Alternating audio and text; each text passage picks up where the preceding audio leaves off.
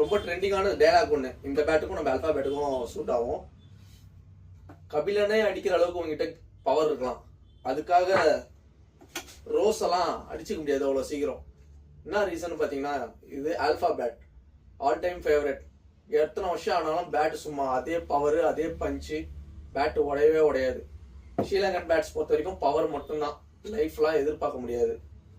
நல்லா அகலமாக இருக்கும், பவுலர்ஸுக்கான மரியாதையே இருக்காது, எப்படி சுற்றினாலும் பால் போயிடும். ப்ரொஃபஷனல் பிளேயர் ஆடுற பேட் இது கிடையாது. ப்ரொஃபஷனலாக ஸ்டாண்ட்ஸ் நின்று ப்ளே பண்ணுறவங்களுக்கு இந்த பேட்டு பார்த்தீங்கன்னா சும்மா அல்டிமேட்டாக இருக்கும். ட்ரைவ் பண்ணுறதுக்கும் சரி, 6-4 அடிக்கிறதுக்கும் சரி, புல் ஷாட்டுக்கெல்லாம் சரி அவ்வளோ சூப்பராக இருக்கும்.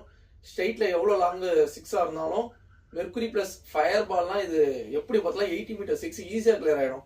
இதுக்கெல்லாம் பவர் போட்டு முக்கி தண்ணீர் அடிச்சா கூட 70 மீட்டர் தாண்டாது.